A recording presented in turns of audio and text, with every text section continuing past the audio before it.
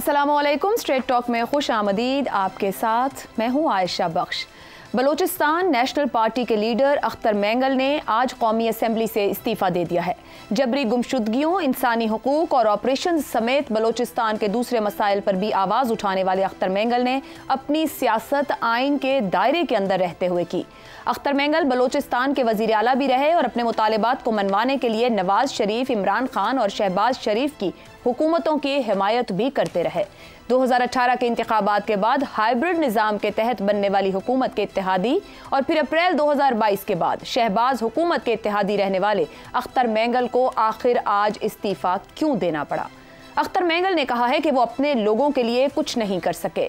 वो रियासत, सदर, वजीर आज़म और पूरे निज़ाम पर अदम एतमाद का ऐलान करते हैं।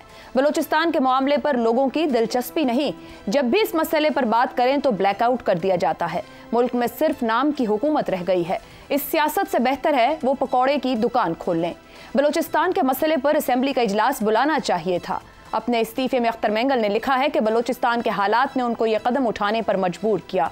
सूबे के हालात को इस ऐवान में नज़रअंदाज किया जा रहा है। इस ऐवान में बलूचिस्तान की हकीकी तर्जुमानी ना होने के बायस उन जैसे लोग भी बामकसद आवाज़ उठाने के काबिल नहीं। अख्तर मेंगल का इस्तीफ़ा ऐसे वक्त में सामने आ रहा है जब बलूचिस्तान में हाल ही में दहशतगर्दी के वाक़यात हुए हैं। सूरत हाल को हसास करार दिया जा रहा है। ऐसे में कैसे सियासतदान की तरफ से जो अपने मुतालिबात के लिए आइनी और सियासी जद्दोजहद का रास्ता अपनाते आए हैं, हुकूमत और मौजूदा निज़ाम पर अदम एतमाद के पाकिस्तान और बिलखुसूस बलूचिस्तान पर क्या सियासी असरात मुरत्तब हो सकते हैं? प्रोग्राम के पहले हिस्से में इसी मामले पर गुफ्तगू करेंगे। पैनल में हमारे साथ हैं ज़ैगम खान, अबसार आलम, हसन निसार और इफ्तिखार अहमद साहब। प्रोग्राम का सवाल आप सभी के लिए। रियासत, सदर, वजीर आज़म और पूरे निज़ाम पर अदम एतमाद, हाइब्रिड निज़ाम के इत्तेहादी रहे अख्तर मेंगल के शिकवे कितने जायज़?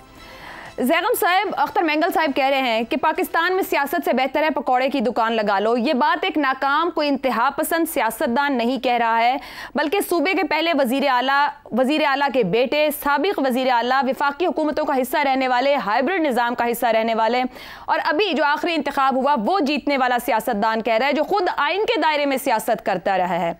कितनी संजीदगी है और कितनी संजीदगी से सबको लेने की ज़रूरत है? जिस सियासत छोड़ के पकोड़े लगाने की बात तो पहली बात है उसे करनी चाहिए जिसने सियासत से शुगर मिलें ना लगाई हो, प्लाजे ना बनाए हों, कमाया ना हो। और अख्तर मेंगल यकीनन उन लोगों में से है। 2006 में भी अकबर बुगटी की हलाकत के बाद, उनकी शहादत के बाद बीएनपी मेंगल ने इस्तीफा दिया था, असम्बलियों से चले गए थे। उसके बाद वो पॉलिटिकल क्राइसिस में रहे।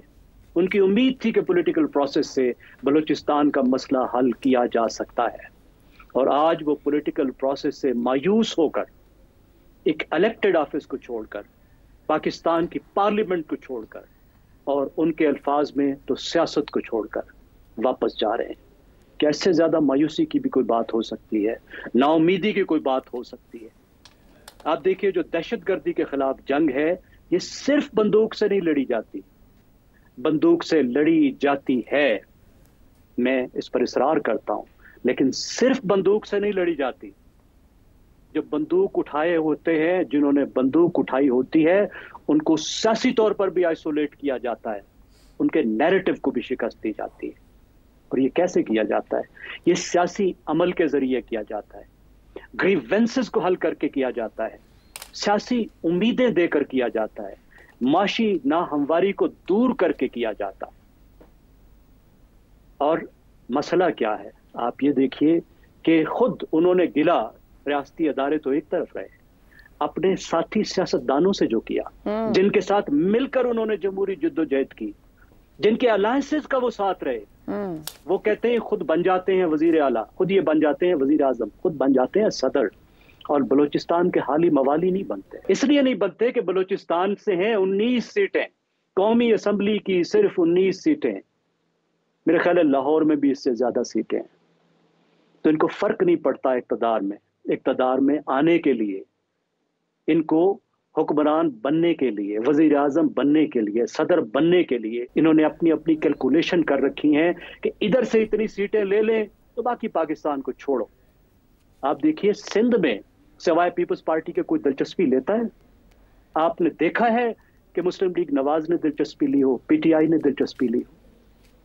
कितना क्रिमिनल बात है कि आप बलूचिस्तान में इस वजह से दिलचस्पी ना लें कि वहां सीटें नहीं हैं। ये लोग क्यों अहम है? देखिए, अख्तर मेंगल जैसे लोग, अब्दुल मालिक जैसे लोग, इन्होंने 75 साल फेडरेशन की जंग लड़ी है, अपने अवाम के, अपने इलाके के लोगों की, अपनी जमीन की जमहूरी पुरअमन जिद्दोजहद लड़ी है और वो जंग जीती है और उस जंग को जीतकर पाकिस्तान को मजबूत किया है। सबसे अहम बात यह है, 1 यूनिट से लेकर 18वीं तरमीम तक पाकिस्तान मजबूत हुआ है, नाकाबिले तस्खीर बना है, पाकिस्तान आपस में जुड़ गया है। ये पाकिस्तान की जमहूरी जिद्दोजहद की एक अजीम कामयाबी है कि पाकिस्तान के जो फेडरेटिंग यूनिट थे, इन जैसी जमातों के नीचे, इन जैसे लीडरों के नीचे फेडरेशन की जंग जीतकर पाकिस्तान को उन्होंने मजबूत किया। और जब हम जंग जीत गए, जब इन लोगों के साथ हाथ मिला के इन मसाइल को हल करने का वक्त आया, अब ये लोग क्या मांगते हैं? सब कुछ तो हम दे चुके, पाकिस्तान एक मजबूत फेडरेशन बन चुका, 18वीं तरमीम फेडरेशन का मसला हल कर चुकी। अब तो अमल दरामद की बात है, अब तो अश्कशुई की बात है, अब तो सियासी तौर पर साथ बिठाने की बात है, जिसके लिए ये सबसे बड़ा सरमाया है हमारा, और हम इनको साथ बिठाने को तैयार नहीं हैं। ऐसे लोग जो क्वेटा में बैठते नहीं हैं। एक नमूना वजीर आला था जो पूरा दिन सोता था, पूरी रात जागता था। उन जैसे लोगों के आप हवाले करते हैं बलूचिस्तान जैसा सूबा। मेरे ख्याल में दुख की बात है, हमने ये चांस पहले जाए किए, जब अब्दुल मालिक वजीर आला था उस वक्त जाए किए। अब मेरी दरख्वास्त है तमाम सियासी जमातों से, प्लीज अख्तर मेंगल को मनाएं, सियासत को बलूचिस्तान में वापस लाएं, सिर्फ बंदूक से ना लड़ें, मारे उन लोगों को जिन्होंने बंदूक उठाई हुई है, जो ये सब कुछ कर रहे हैं, लेकिन अवाम को अपने साथ करें, उनको अवाम से अलग करें और इन लोगों को साथ मिलाकर अवाम को पाकिस्तान के साथ जोड़ दें। दुरुस्त हो गया। हसन निसार साहब, मेंगल साहब पूरे निज़ाम पर अदम एतमाद कर रहे हैं, हालांकि जब चीज़ें ऊपर नीचे होती रही वो हाइब्रिड निज़ाम के भी साथ मुस्तकिल रहे और आईनी दायरे के अंदर उनकी मुस्तकिल जद्दोजहद जारी रही। जो शिकवे वो आज कर रहे हैं, क्योंकि अभी तो इंतखाब हुए चंद महीने हुए, वो मायूस हो गए हैं, क्या जायज़ है उनके शिकवे? मेरा ख्याल है वो बहुत हौसले वाले आदमी हैं जो अब आके फटे हैं। अपना अपना लेवल होता है, सैचुरेशन पॉइंट आपका जल्दी आ जाए, मेरा बाद में आए, जगम साहब का उसके बाद वगैरह वगैरह। ये जो बात उन्होंने की है ये कोई नई नहीं है और ये शिकवे नहीं हैं, ये शिकायतें नहीं हैं, ये हक़ाइक़ हैं। मैं पंजाब में बैठ के मेंगल साहब की तरह ही महसूस कर रहा हूँ फिर, और मैं ही नहीं, पूरे मुल्क की मेजॉरिटी, ये जितने लोग बैठे हैं इसी तरह महसूस कर रही है। किसी को पसंद आए ना आए, ये रियलिटी है और कोई राज नहीं है। मैं कोई नई बात तो नहीं आपको बता रहा। कोई एक है जो सारी सूरत हाल से पे दावा कर सके कि लोगों की भारी अक्सरियत इसी तरह महसूस कर रही है जैसे मेंगल साहब कर रहे हैं। वजूहात मुख्तलिफ हो सकती हैं, लेकिन बुनियादी तौर पे bottom line is the same, और ये होना भी नहीं। जमहूरियत जमहूरियत पता नहीं क्या है, एक फैशन बना हुआ है, बोले जाते हैं विदाउट रियलाइजिंग कि जमहूरियत होती क्या है। यार मुझे कोई जमहूरियत से दुश्मनी तो नहीं है, मैं तो एवरेज सा एक पढ़ा लिखा आदमी हूँ, थोड़ा बिलो एवरेज ही हूँगा, लेकिन इतना तो मुझे भी पता है जमहूरियत ने मेरा क्या बिगाड़ा है भाई, है नहीं। ये फेक है सारा कुछ, ये पृथ्वीराज है जो मुगल आजम बना हुआ है, वो मुगल आजम नहीं है, उसका नाम है पृथ्वीराज, डायरेक्टर के आसिफ।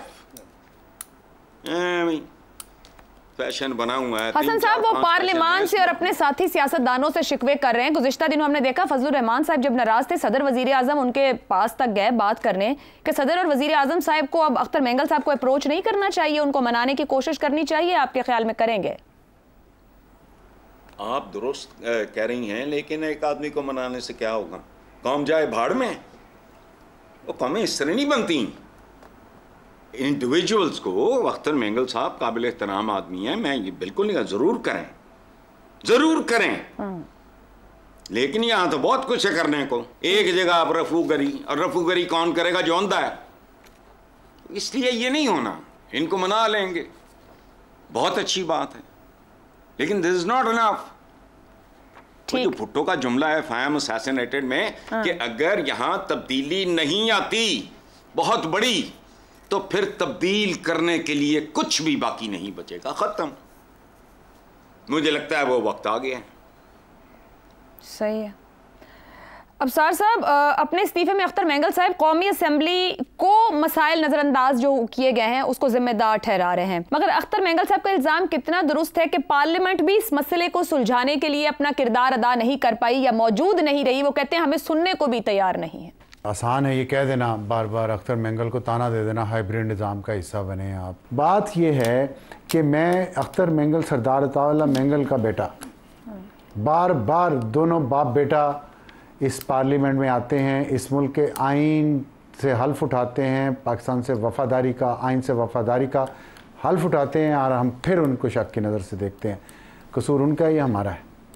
पार्लियामेंट या ना पार्लियामेंट छोड़ दें इन सारी चीज़ों को। ठीक है। उस शख्स ने, हाँ आपने तो ताना दिया ना हाइब्रिड निज़ाम का हिस्सा, उस शख्स ने अपनी मूछ नीची की, अपने असूलों पे कतई कलामी की माजरत, ये ताना नहीं था, ये सिर्फ ये कहा था कि हर वक्त निज़ाम के साथ चलने की कोशिश की उन्होंने, आगे चलें, हर निज़ाम के साथ चलने। पाकिस्तान में आइन और कानून की हुक्मरानी हो, ताकि बलूचिस्तान में भी आइन और कानून की हुक्मरानी हो। हमने बदले में क्या दिया उन लोगों ने?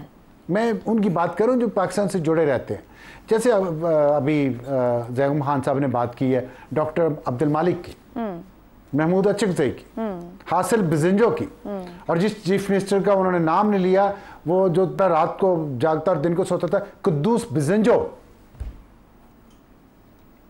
मेरा दिल दुखता है कि मैं किसी को कहूँगा पाकिस्तान के रकबे के लिहाज से सबसे बड़े सूबे का चीफ एग्जीक्यूटिव इसको लगवाया, जिसने लगाया, जिन्होंने, उनसे कोई पूछेगा कि आप हमारा मजाक क्यों उड़ाते हैं? ऐसे लोगों को आगे लाके हमारे सर पर बिठा के, जिससे हर कोई उठ के जमहूरियत को, सियासतदानों को ताने देता है, लाता कौन है उनको? क्यों नहीं डॉक्टर अब्दुल मालिक को आपने 2.5 साल से ज्यादा हुकूमत करने दी? क्यों हासिल बिजंजो को चेयरमैन सेनेट नहीं बनने दिया? अख्तर मेंगल क्या करे? कितनी बार वफाक के पास आए अपने झोला उठा के, वफाक उसको बदले में क्या देता है? बलूचिस्तान में हालात देखे क्या है, उसे सियासत करनी है, वहां पे लोगों में जाना है, जान को खतरा है, वो क्या करे यहां बैठ के पार्लियामेंट में, जब लोग उसको वहां के लोग ताने देते हो कि क्या कर रही है पार्लियामेंट हमारे लिए। मारंग बलोच ने ट्वीट किया पिछले दिनों, उसने कहा कि जी भाई रूल ऑफ लॉ पे हमसे बात कर लें, तो करे ना, दहशतगर्दों को मारे, पकड़े, कानून के कटहरे में लाए, मैं कहता हूं। और लेकिन 1,46,00,000 बलोच सारे तो दहशतगर्द नहीं है। कितना बजट उनको साल में जाता है, कितना उन पे खर्च होता है, और कितना गाड़ियों में से कैश बरामद होता है? कभी किसी ने हिसाब लगाया किन की गाड़ियों से कैश बरामद होता है? बजट के पैसे, मैं स्मगलिंग के पैसे की बात नहीं कर रहा अभी। वैलिड पॉइंट, एहतसाब होना चाहिए। 512 अरब रुपया पिछले साल मिला है बलूचिस्तान को, 512 अरब रुपया। 78 लाख नौजवान है, हर एक को 1 लाख रुपया महीने का दें तो 64 करोड़ रुपया महीने का बनता है टोटल, 9 अरब 36 करोड़ रुपया साल का। अगर 1-1 लाख रुपए घर बिठा के भी दें, 65% पॉपुलेशन नौजवान, हालांकि उसमें बच्चे भी होंगे और कुछ रोजगार पे भी होंगे, मैं एक ऐसी बात एक एस्टिमेट कर रहा हूं, और उनको कोई रोजगार सिखा दे, नहीं करना ये काम। 100 अरब रुपया खर्च नहीं कर पाई बलूचिस्तान की हुकूमत, ठीक पड़ा हुआ है, कोई इधर उधर बैंकों में रखवाया, कि कुछ किया, कहीं खुफिया कहीं पे खर्च कर लिए। 100 अरब खर्च नहीं किया, अवाम को पीने का पानी नहीं दिया, वो मिनरल वाटर की बोतलें ले आए खुद जाके शहरों से। अगर आप उनको तरीके से दें, कोई पैसे रोजगार पे लगाएं, किसी पे उनको ट्रेनिंग दें, स्किल सिखाएं, बाहर भेजें मुल्क से, दूसरे सूबों में जाके स्किल्ड लेबर काम करे, क्या करें लोग? सरदार बिठाए हुए हैं आपने ऊपर, एक एलीट वहां की है, बलोच एलीट, उसको साथ मिला हुआ है, सब लगे हुए खाने पीने पे, पाकिस्तानी फिक्र किसी क्यों नहीं है? ठीक हो गया।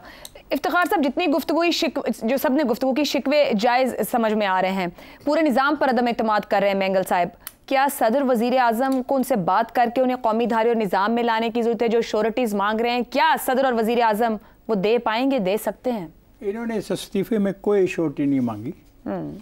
उन्होंने कहा the prevailing situation the Balochistan has compelled me to take this step, our prince has consistently been marginalised and ignored by this house. उन्होंने कोई तकरीर वकील करने की कोशिश की थी या कुछ कहना चाहा, उनको वो मौका नहीं मिला और ईवान में, और उन्होंने ये फैसला कर दिया। दूसरी बात जो उन्होंने कही है वो बड़ी इंपॉर्टेंट है, each day we are push further to the wall leaving us with no choice but to reconsider our roles. ठीक है, अगर वो ये समझते हैं कि उनको मौक़िफ़ का इजहार करने की इजाज़त नहीं है तो उन्होंने इस्तीफ़ा दे के दूसरा रास्ता अपनाने की कोशिश की है। तीसरी बात उन्होंने की है, the lack of the genuine representation in assembly for the people of Balochistan has left voices like mine unable to bring meaningful change. वो जो खुद भी ख़ानदान उनका चीफ मिनिस्टर रहा, ख़ुद भी अहम ओहदों पर रहे, आज उनको ये एहसास हो गया, चलें मैं माने लेता हूँ ये एहसास हो गया। उनको एहसास क्यों हुआ? अख्तर मैंगल कहते हैं कि बलोच अस्करियत पसंद मुझे गद्दार समझते हैं, जबकि सिक्योरिटी एस्टैब्लिशमेंट भी मेरे साथ दुश्मन की तरह सलूक करती है, मुझे दोनों तरफ से निशाना बनाया जाता है। ये है लुबे लबाब उनके गुस्से का, उनके इस एक्शन का। ये बात मेरे दोस्त कर रहे हैं, मैं इनसे कहूँगा कि ये सारे के सारे जो दोस्त इस किस्म के बयान देते हैं वो बताएं वो चाहते क्या हैं। मैंने बता दिया ना, 6 निकात उनके ऊपर के सुना दिया ना, इसमें आवाम के लिए क्या है, उनकी बेहतरी के लिए क्या है, फ्यूचर का विजन क्या है, क्या रोड मैप क्या है, वहाँ पे इन ज़्यादतियों को ख़त्म करने को। ये एक स्पेसिफिक ज़्यादतियों की बात करते हैं जो इनकी रिस्पॉन्सिबिलिटी थी जब ये इक़्तिदार में रहे। ये मालिक की बात की गई तो मालिक का जो फैसला था वो उसकी मर्ज़ी के तहत हुआ था कि कितने साल उसने हुक्मरानी करनी है और कितने साल किसी ने हुक्मरानी करनी है। तो सवाल ये पैदा होता है कि हमें बलूचिस्तान में रहने वाले तमाम लोगों की बेहतरी के लिए बात करनी है, उनके हकूक़ के लिए बात करनी है और अदारों की जो उनके साथ ज़्यादती है उसको कंडेम करना है, लेकिन सारे बलूचिस्तान के लिए। एक ख़ास बलूचिस्तान के ख़ास लसानी जो लोग हैं उनके बारे में बात नहीं करनी है। तो मुझे ये इस्तीफ़ा जो मेरे सामने मौजूद है इसमें तो उनको सबसे बड़ा गिला, और गिला जायज़ है। मैं ये समझता था कि बहुत बड़ी गलती हुई उस दिन मिनिस्टर से। मिनिस्टर ने कहा जी कि आज हम ये पेश करना चाहते हैं बिल। मुतालबा उस दिन ये होना चाहिए था, और मुतालबा था कि उस दिन बलूचिस्तान के इशू के ऊपर खुल के डिबेट होनी चाहिए थी कौमी असेंबली में। और ये उसकी नाअहली है मिनिस्टर की कि मिनिस्टर ने बिला वजह वक्त ज़ाया किया, और अगर उस दिन उनको ये बात करनी देती तो ये इस्तीफा ना आता। सही है। अब ये जो नाअहलियाँ हैं एक सियासी जमात के कुछ लोगों की, उसको पाकिस्तान की नाअहली तो ना समझा जाए, हम सबको तो ना रगेदा जाए और ये ना कहा जाए कि ये पाकिस्तान के ख़िलाफ़ हैं। मैंगल्स कभी भी पाकिस्तान के ख़िलाफ़ नहीं ऐसे हुए जैसे अचकजी नहीं खिलाफ, अचकजी भी इलेक्ट होकर आता है। वो लोग जो इलेक्ट होकर आते हैं वो पाकिस्तान के ख़िलाफ़ नहीं, क्योंकि आके सबसे पहला काम ये करते हैं वो हलफ उठाते हैं 1973 के आइन के ऊपर, अपनी लॉयल्टी की बात करते हैं।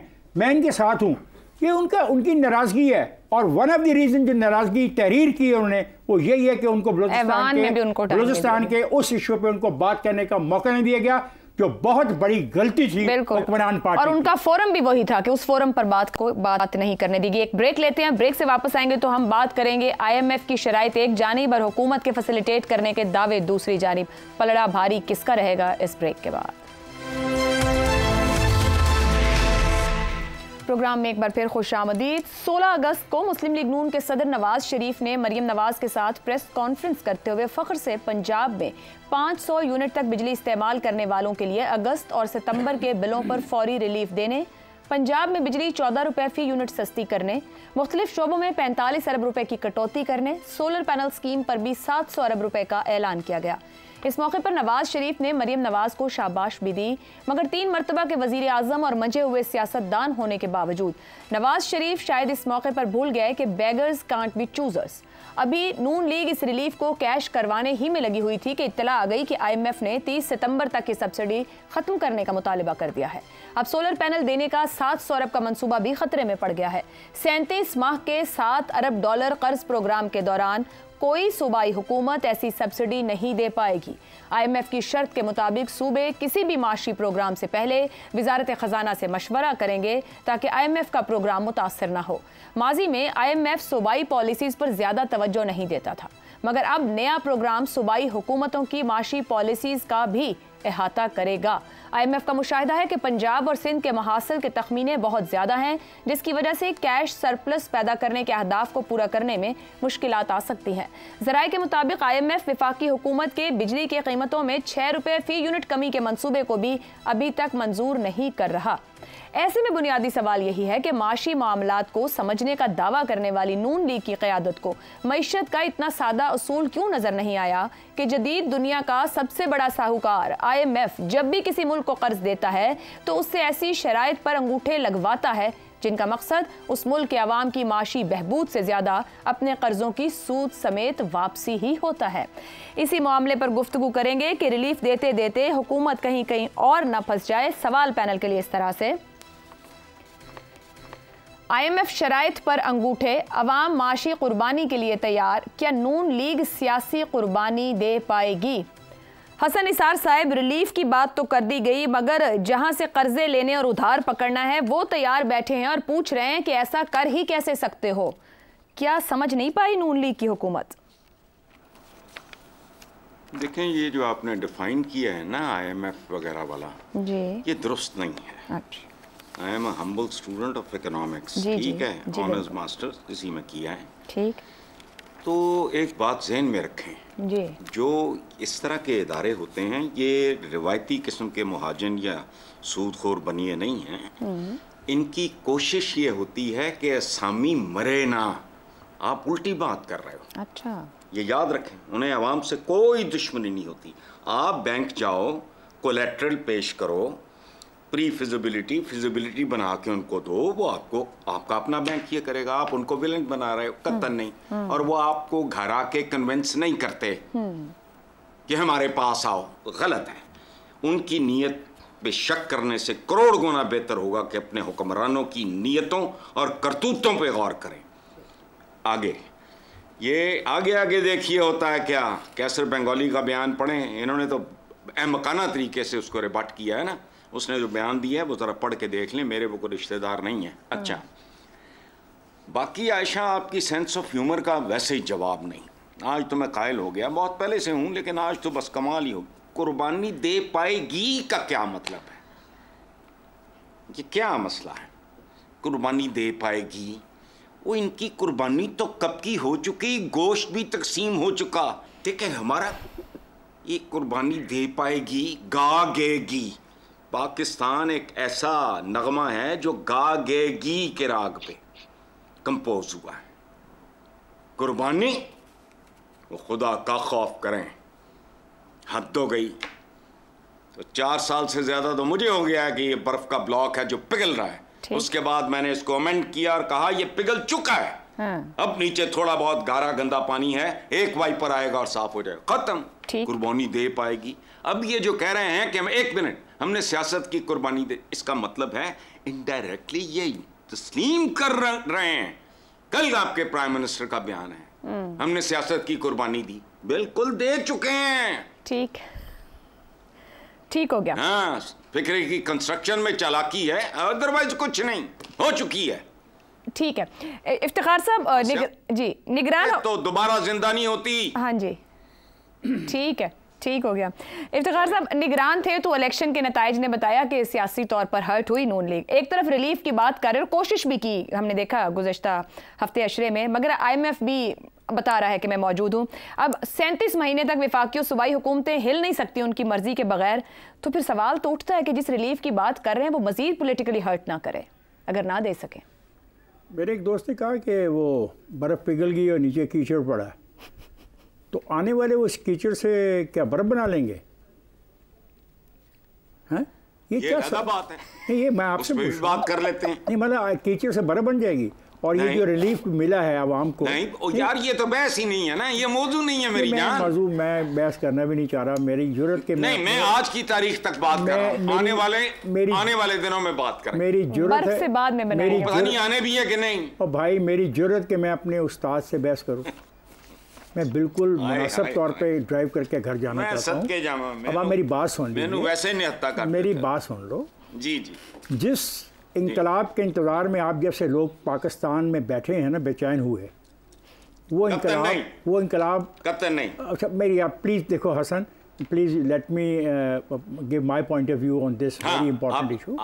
प्लीज प्लीज वो इनकलाब, लेकिन मैं नहीं हूं ना उनमें से। चलो नहीं है तो अच्छी बात है कि तुम गैर इनकलाबी आज हो, पानी पिलाएं दोनों को, अच्छी बात। और तुम्हारा अफसार क्या करें, तुम्हें ठंडा पानी हम दोनों ना पिलाएं। लाहौर का मौसम बहुत ठंडा है, ये खुद ही अभी खुशगवार हो जाएंगे। तुम्हारे पे पूरी मशक की मशक ना पानी की फेंकने ला के दोनों हम कमाल है। फेंक दें आपसे, लाहौरी एलीट से उम्मीद ही मुझे ये है।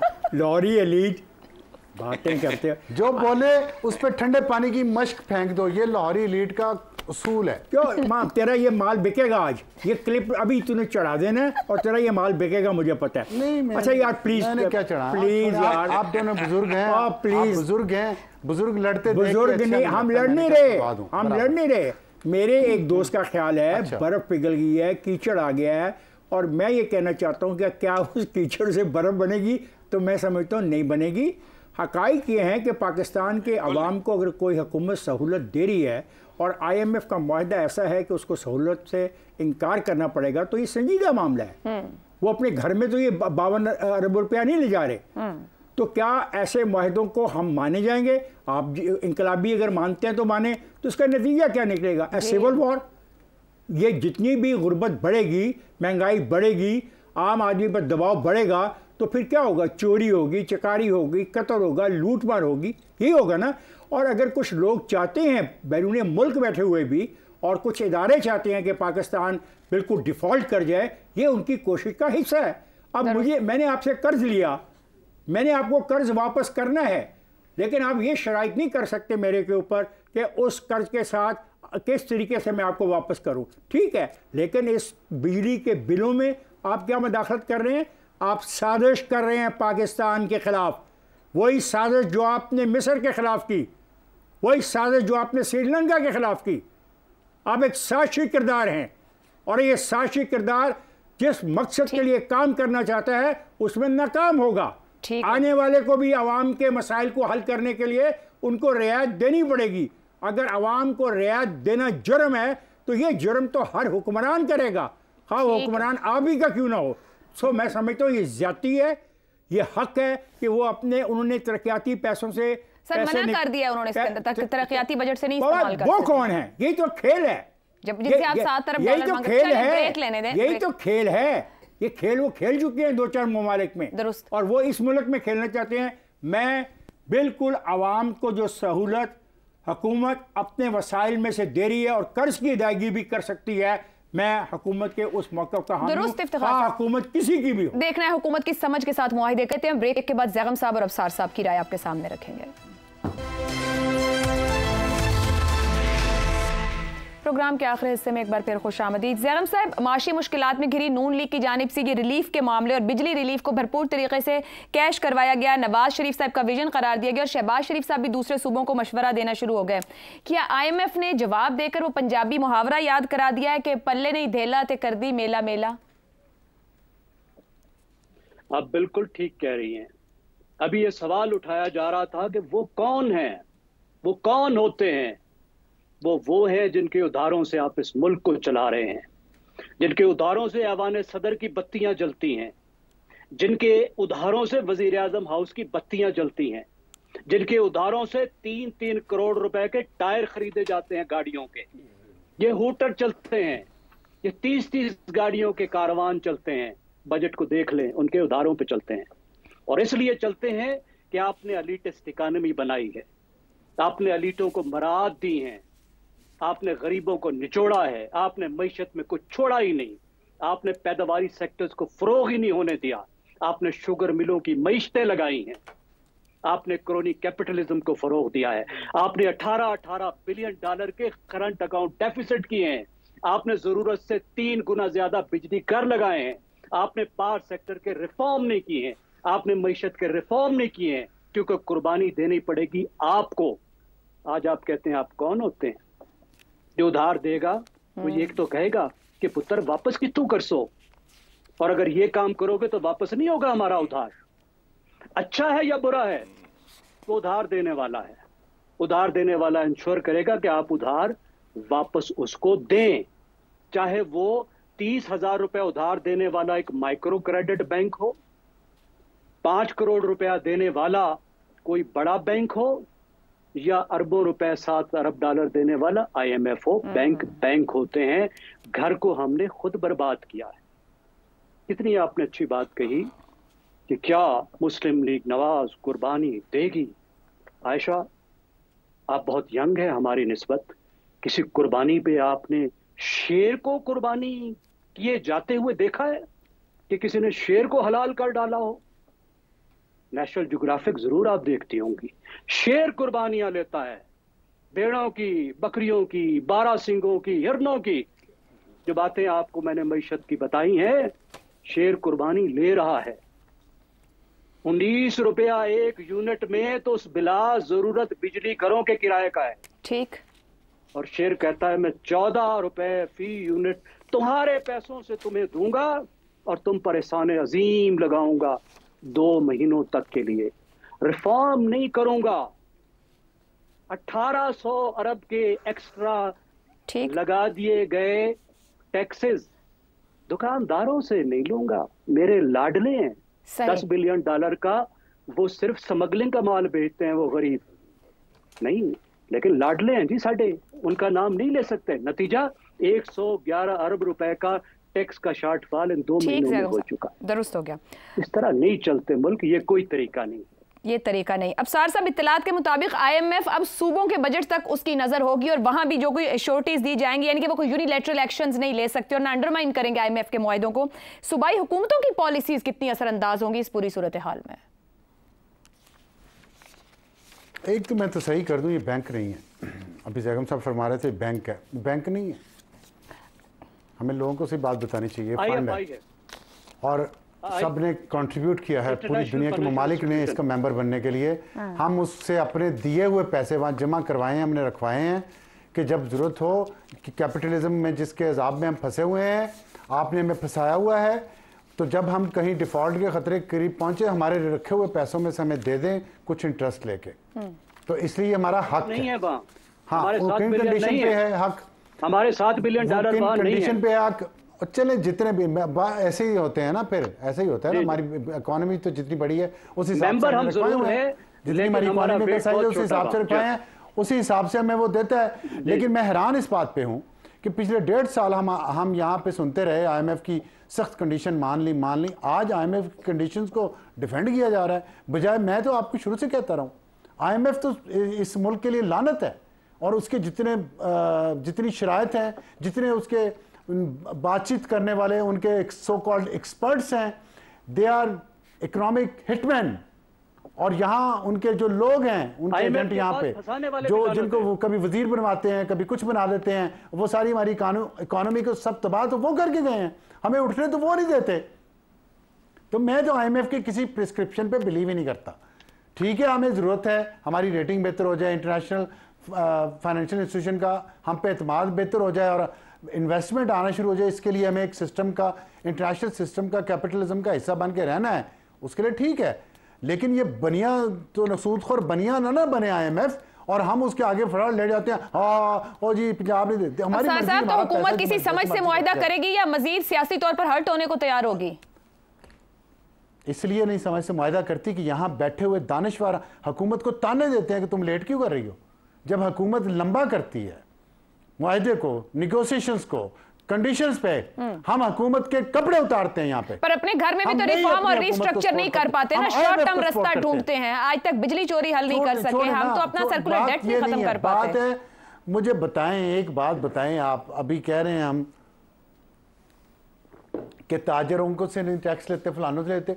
अभी उन्होंने स्ट्राइक की है, एक दिन पहले हड़ताल की पूरे मुल्क में, तमाम सियासी जमातें उनके साथ थी, ठीक है, हुकूमत के मुखालिफ। अभी उन्होंने कहा 3 दिन और करेंगे। इस्लामाबाद में आप दफ्तर में आए, इस दफ्तर में जहां मैं बैठा हूं, आके देखें आप पिछले 2 महीने से कितने कंटेनर लगे हैं। एक दिन टाइम पे दफ्तर नहीं हम पहुंच पाते और रोजाना कोई ना कोई मुजाहरा हो रहा है। ऐसी आदत डाल दी है।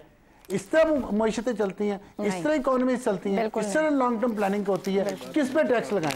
हर कोई जिस प्राइवेटाइज करना है वो सड़कों पे है, अगर किसी की तनख्वाह नहीं बढ़ाई वो सड़कों पे है, अगर आपने टैक्स लगा दिए ताजरों पे वो सड़कों पे हैं। और आप यहाँ बैठे बातें करते हैं कि IMF जो है वो मनोसलवा उतार रही है, जो मिस्र में उतारा और जो ब्राजील में उतारा और जो अर्जेंटीना में उतारा, वो देखा है हमने। तो बात सिर्फ ये है कि 2 महीने का रिलीफ भी उस गरीब से जाके पूछे जिसने बिजली खर्च करनी है। और ये 2 महीनों में बिजली ज्यादा इस्तेमाल होती है और रिलीफ होता है, मुस्तकिल इलाज नहीं है। मुस्तकिल इलाज होने चाहिए, लेकिन अगर गरीब को थोड़ा रिलीफ कहीं मिल जाता है शॉर्ट टर्म भी, तो हमें उसको इतना अपोज नहीं करना चाहिए। गरीब को भी सब्सिडी की जरूरत है, जिस तरह एयरपोर्ट वालों को जरूरत है, जिस तरह मोटरवे वालों को जरूरत है। ठीक है जी, आज के प्रोग्राम से इतना ही, इजाजत दीजिए, अल्लाह हाफिज।